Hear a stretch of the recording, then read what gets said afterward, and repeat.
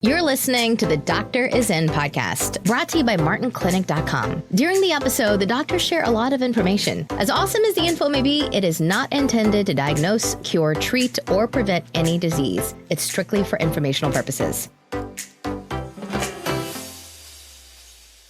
Well, good morning, everyone. Good to have you on with us this morning. We're going to, a new study came out yesterday on sleep. This one is particular one though, when you sleep during the day. So we'll talk about that a little bit today. I want to pontificate a little wee bit on the post-coronavirus. Will those days ever come to an end? We'll talk about that a little wee bit. Okay, so good morning to you. A couple of things I want to talk to you about this morning. One of them is sleep. Okay, new study came out yesterday on the advantages of taking a power nap during the day. Now, I've been doing it. I watched my dad do that. Okay, my dad was a very busy guy. Come home from the clinic. He'd come home at lunch and he'd have a little bit of a power nap, about 10 or 15 minutes. I remember as a kid watching my dad. He could fall asleep at the drop of a hat. I don't know if he just had some kind of switch and he'd just be able to whoop, and go to sleep. And guess what? He had to get back to the office. I did that for years and years and years. I still do it. I still nap. I like to have a little bit of a nap in the afternoon. But now science is saying that is a good thing. Okay, so let's talk a little bit about sleep at night. What happens when you sleep at night? I don't remember, I don't know if you will remember the teaching we did on that, and they were called glial cells, Glial, glial cells. Remember that? I talked about glial cells. Glial cells only work the night shift. When you sleep, they come in and work, and they do repair at night. They clean up the brain and repair the brain when you're sleeping. So important to sleep. And by the way, glial cells do not work if you're taking a sleeping pill. Sleeping pills, look, I understand, okay? Nights can be long if you're not sleeping.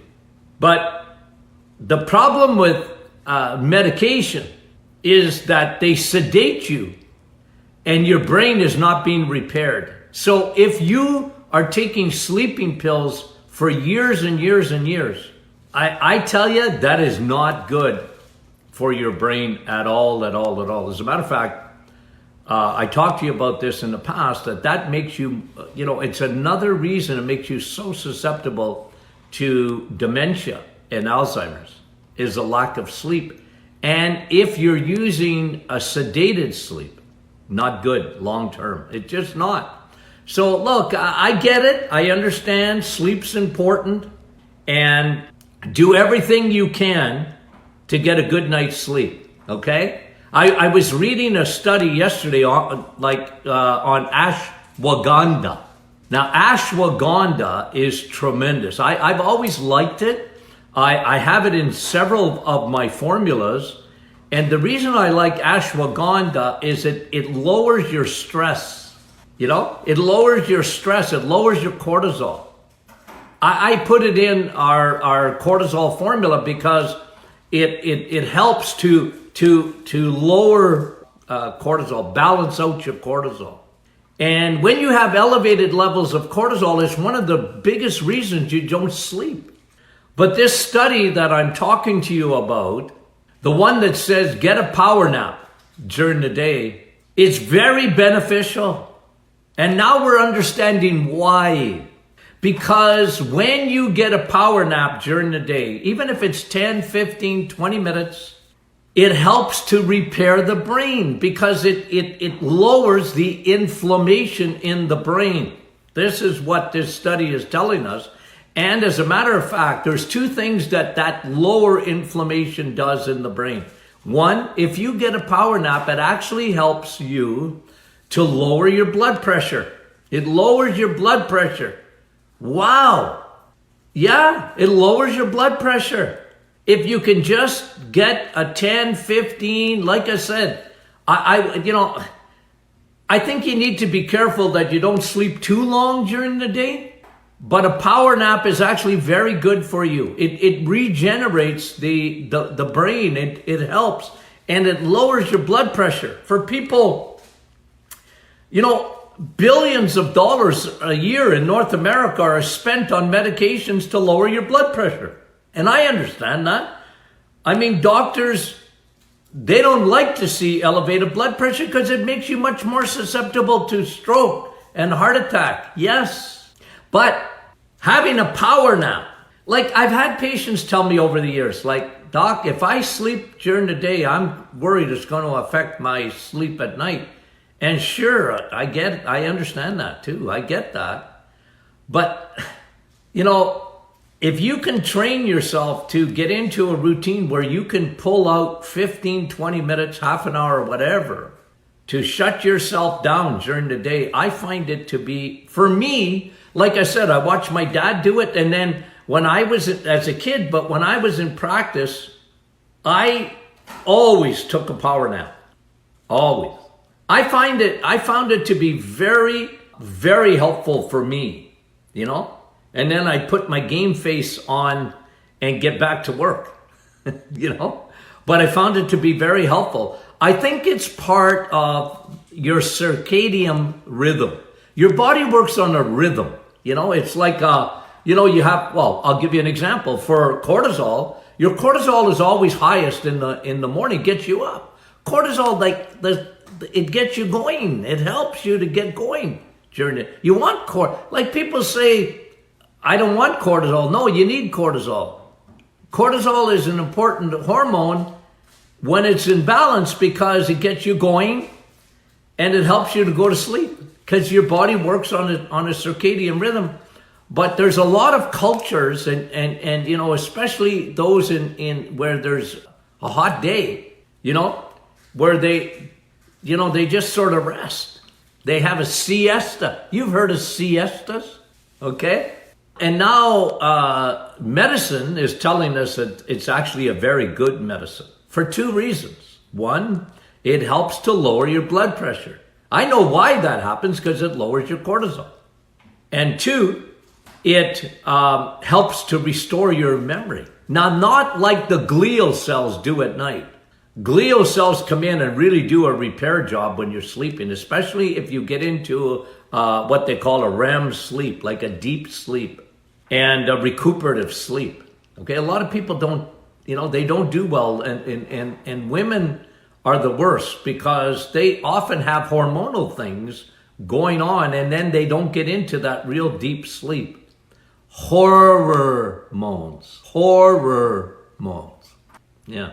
So that's an interesting study, isn't it? That having a power nap is actually very good for you. I don't think that's been too controversial. Most people would agree with that.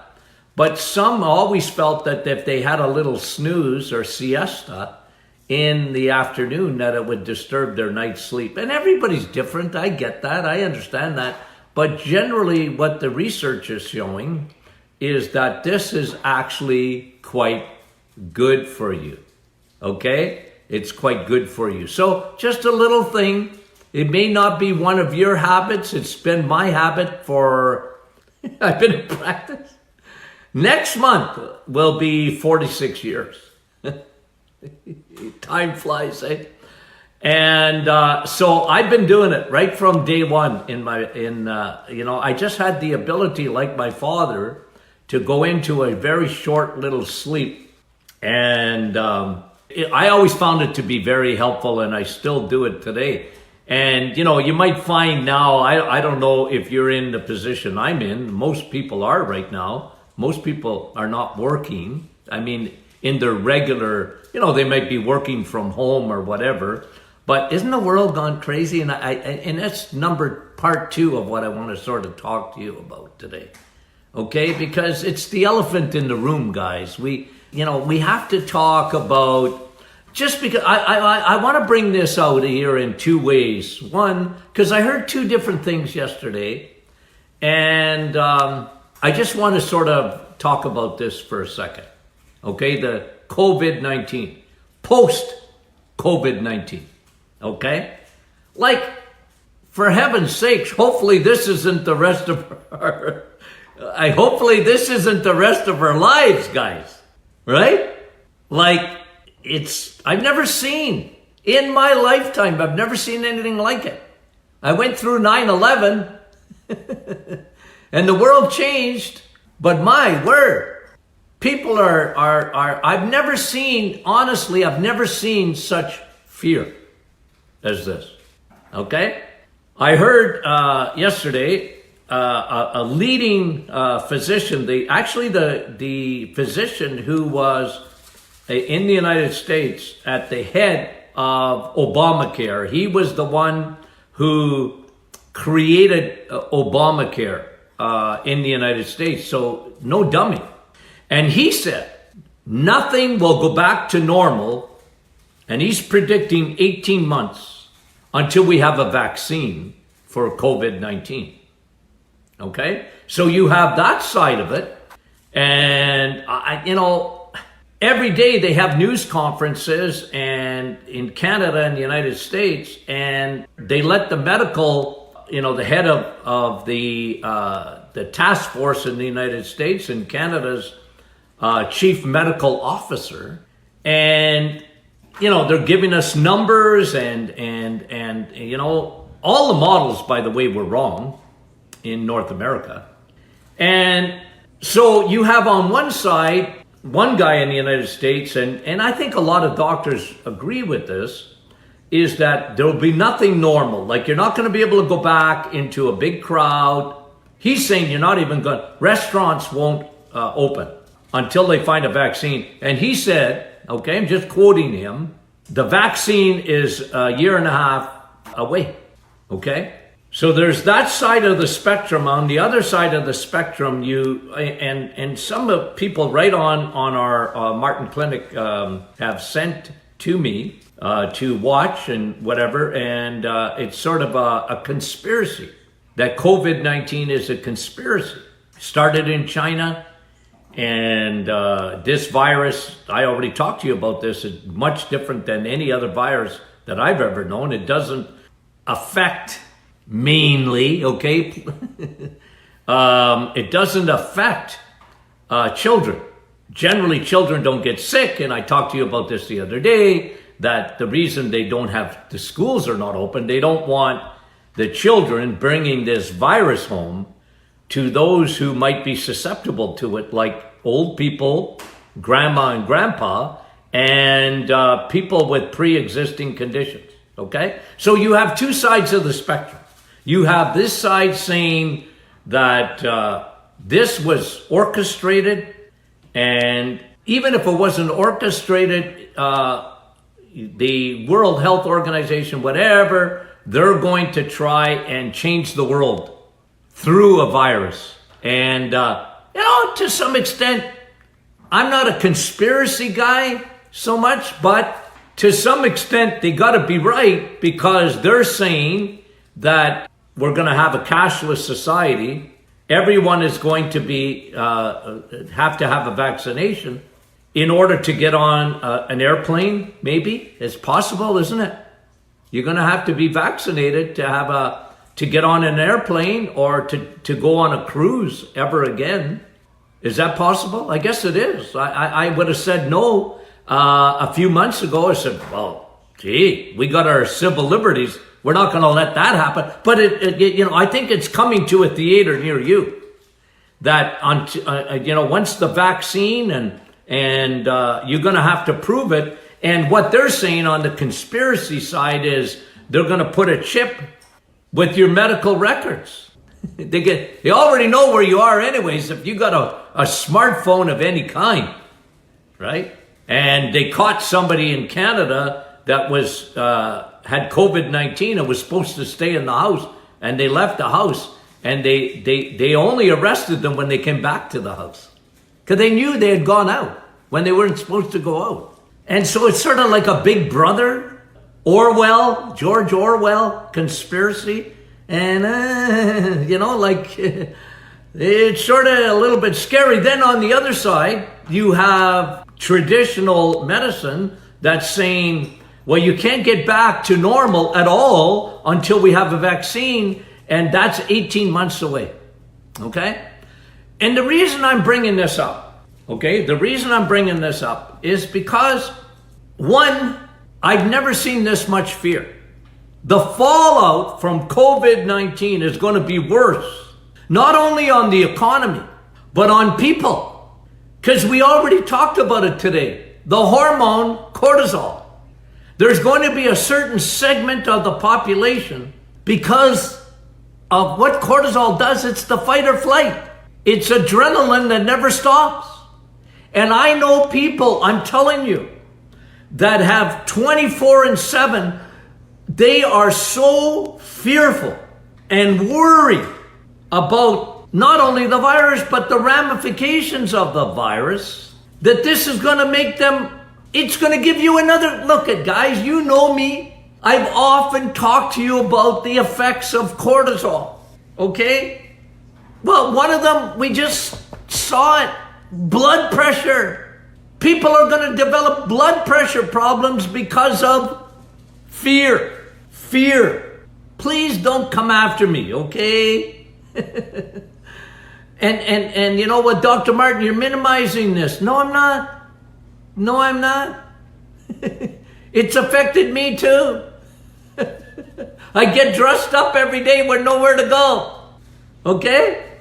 The clinic is closed right now. I'm not seeing patients. That's true. So it's affected me. It's affected my family. You know, my kids and my grandchildren. Everybody's affected by this, right? You get it. So all I'm saying is, okay, you've got two sides. And I think the world will change forever now. You know, in my opinion, the world will change. There's going to be things that we're going to give up that were part of our lives, and now they're going to be, you know, like going to a restaurant or whatever. Okay, but I just want to put something into perspective for you. I've talked about this almost on a daily basis. But COVID-19, this is just facts, okay? You look them up. COVID-19, in terms of death, is going to be less than COVID-18. What am I saying? When all of this post-COVID-19 comes out, and they look at all the statistics, because, listen to this, even yesterday, this happened in the news. You might not have heard this, but I heard it. One of the doctors, I think her name is Dr. Kirk, if I'm not mistaken. I might be spelling it wrong or thinking it wrong, but she is a woman at the head. There's three doctors that if you ever watch the American channels, you'll see them. They're on the task force for coronavirus. And she said something that just got my attention yesterday big time. Because she said, we're counting everybody that dies. Like, right now, I don't know if you knew this or not, but other than COVID-19, okay, the hospitals are empty pretty well. The biggest problem with COVID-19 is they were worried about not people dying as much, okay, because you hear all that. Like, they got it rolled. If you watch CNN or whatever, they have the number of deaths. Any news channel will tell you the number of deaths, okay? In Canada, in the United States, and worldwide. But medicine was never concerned really about the number of deaths. They weren't, okay? Because flu is worse. Every year the flu kills more people than COVID-19 around the world. Guys, don't get mad at me.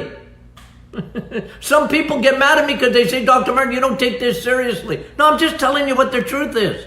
Every year more people die from the flu. But people get mad when I compare it to the flu. Well, I'm not comparing it to the flu in that sense. I'm not saying it's not contagious.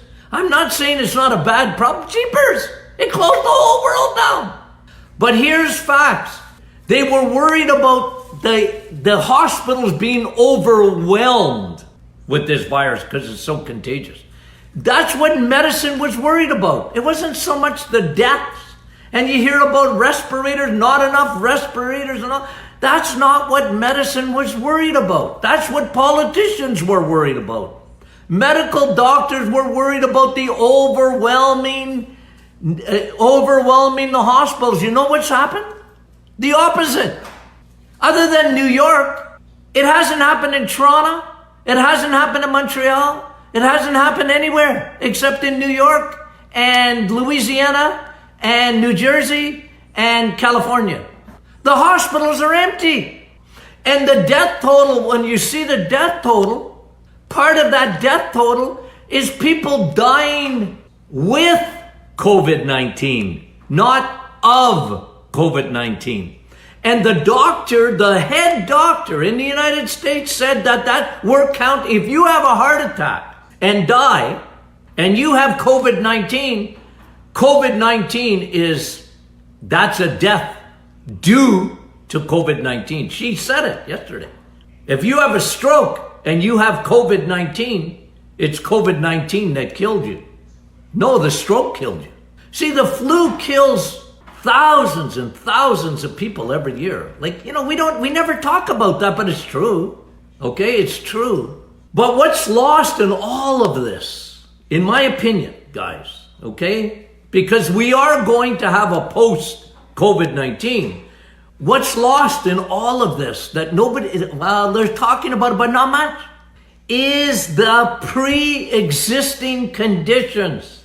The greatest danger, the clear and present danger. This is my new book. The clear and present danger is not COVID-19. The clear and present danger is underlying conditions, metabolic syndrome, heart, cancer, Alzheimer's, diabetes. Those are the underlying conditions. Autoimmune. Those are underlying conditions that make people die. Yes? Not COVID-19. COVID-19 will kill you if you have an underlying condition or you're an old person. We spent 2 sessions talking about why old people die, right? It's their immune system. It's they don't get the nutrients they need. Your immune system need nutrients. But guys, all I'm saying is keep this into perspective, please. Okay? Whatever comes the outcome of this is, whether we're back to work and normal, or we're never going to get normal again till you get a vaccine. I don't know, guys. I don't know. I'm not a prophet, nor the son of one. I don't know exactly what's going to happen. All I'm saying is we still have not addressed the underlying conditions, because that's what's killing people. We haven't addressed it. We're looking for a malarial drug and an antibiotic or whatever to treat, and I'm not against that. Don't get me wrong. I'm not against it.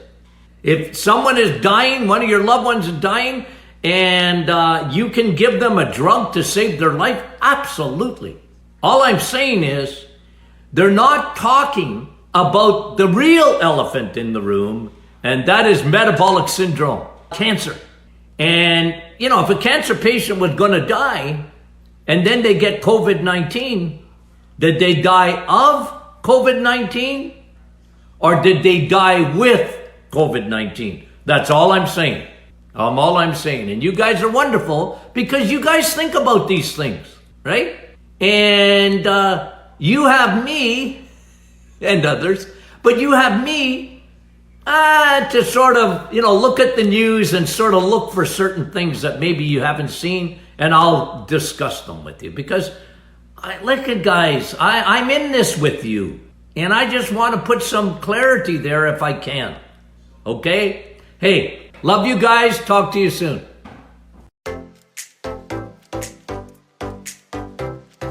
You've reached the end of another Dr. is In podcast with your hosts, Dr. Martin Jr. and Sr. Be sure to catch our next episode, and thanks for listening.